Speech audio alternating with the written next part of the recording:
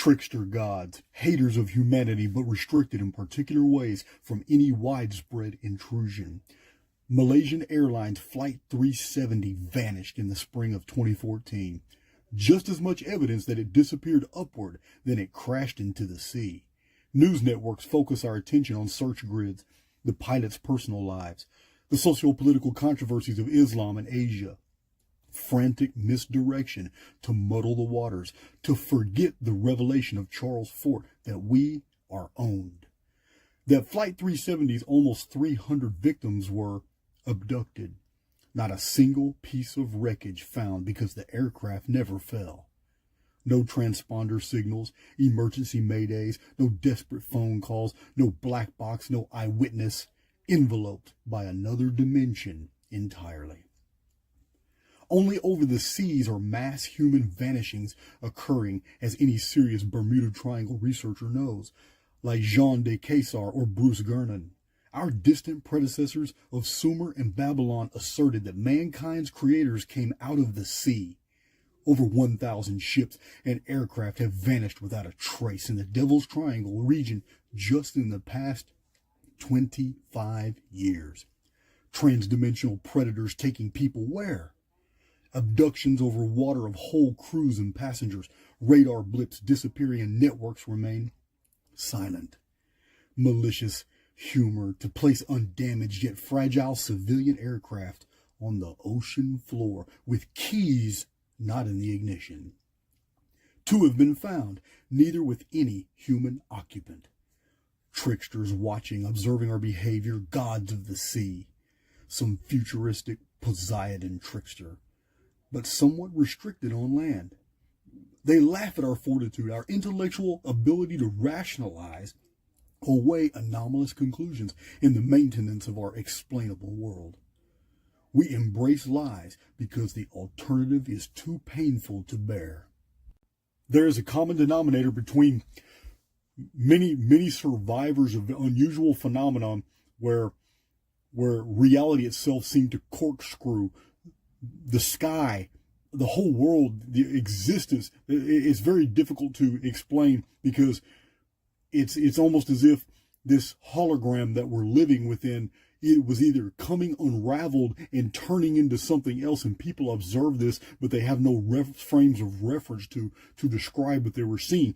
But the common denominator to this, when people were flying, or they're on boats, flying in planes, and they've left these testimonies to us, and many of them are published, the common denominator is they entered or they first came into contact with an unusual fog.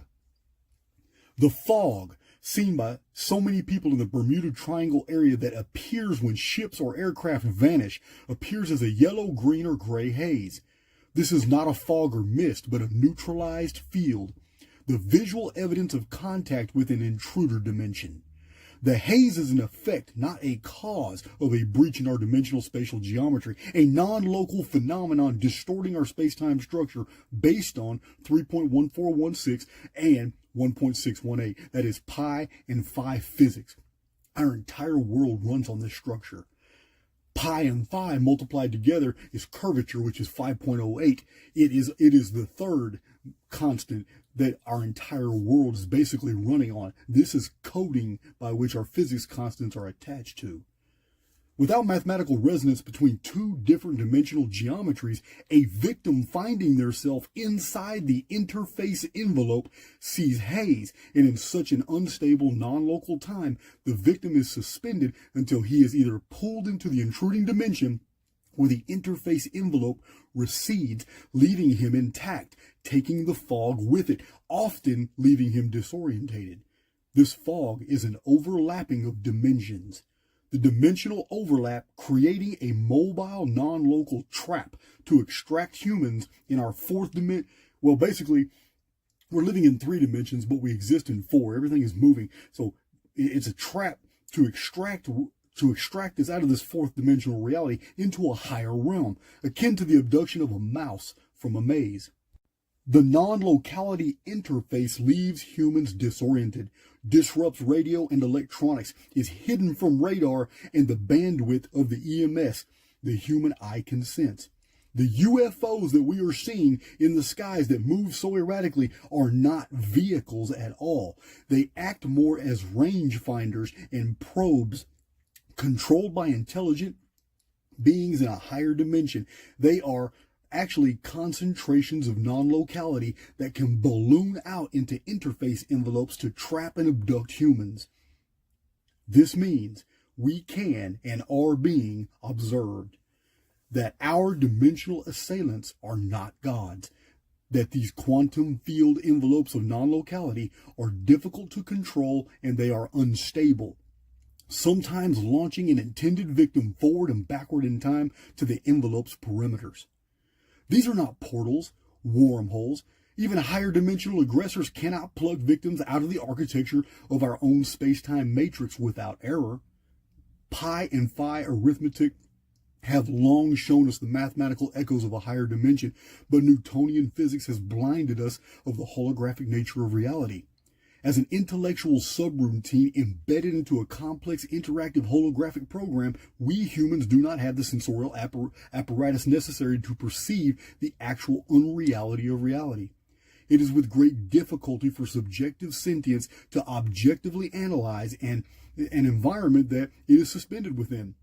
Fish need not understand water to flow through it, and the denizens underwater know nothing of the cloud waters above. This transdimensional anomaly will remain unprovable because it is the perfect intrusion. Eyewitnesses cannot see an interface envelope, and the accompanying yellow-green haze encapsulating the victim cannot be seen from any vantage point outside of the anomaly. To objectively ponder what is not occurring affords us more clarity on what exactly is transpiring. Alien abductions is a very well-documented phenomenon. Abductions are almost always over land, and victims are returned, the vast majority female, though there is more evidence that victims' minds are manipulated to believe they are victims of extraterrestrials than that any aliens were actually involved. Over the oceans and seas and Great Lakes, humans are abducted and not returned, the majority being males, and often in groups. In both phenomena, UFO-like lights are prevalent. Space-time distortions and myths appear to obscure environs. But prison blocks are not emptied.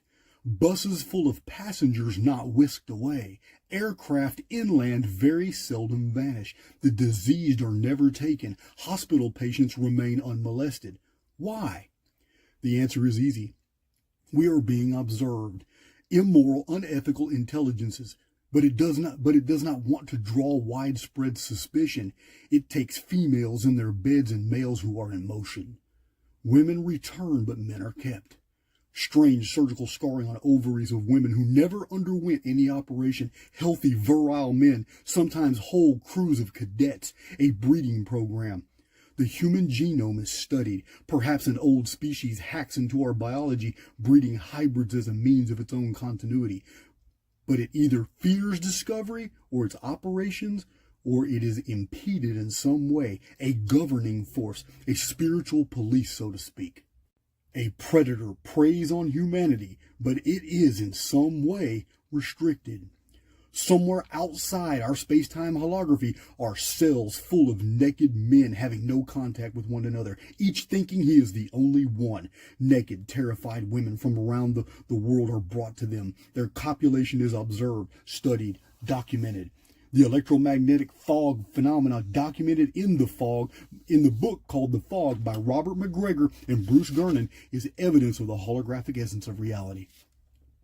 Localized yellow fog encapsulating jets, planes, and ships moving to intercept, locomotion with intelligence, the invisibility to weather radar, malfunctioning electronic equipment, visions of people and lost vessels, total inability to see the horizon, evidence of higher dimensional interface. We are limited in our ability to interpret paranormal phenomena because we are fourth dimensional observers without higher dimensional frames of reference. A two-dimensional insect perceives presence of a human as a thing of phenomena, not a self like itself. The strange fogs, glowing balls, dripping UFO lights, elaborate crop circle designs, freak unforeseen storms, alien abductions, vanishings of aircraft with occupants, spontaneous combustion, and a whole host of unexplained phenomena only makes sense by recognizing that we as humans are interactive subroutines suspended within a vastly complex programmed hologram. A program that higher dimensional intelligences can and have influenced and infiltrate. Though a lower dimensional observer sees a disk of light, the phenomenon only appears so. What is really there or occurring can only be perceived accurately by observers in a higher dimension. These experiences tell us that the manipulators can only or will only manipulate directly lower dimensional reality in a very local sphere. Either they are incapable of widespread, wide-scale geometrical manipulation of our holospheric environment, or they are prohibited in some way and fear discovery, or for some reason do not want to interfere. That they can alter a program necessarily implies that we can too. That this is Archaix.com is quite valuable. Our world is not what you think, and just because today you can't comprehend some does not mean it's not real. We got more videos coming on the way. We're going to open your eyes.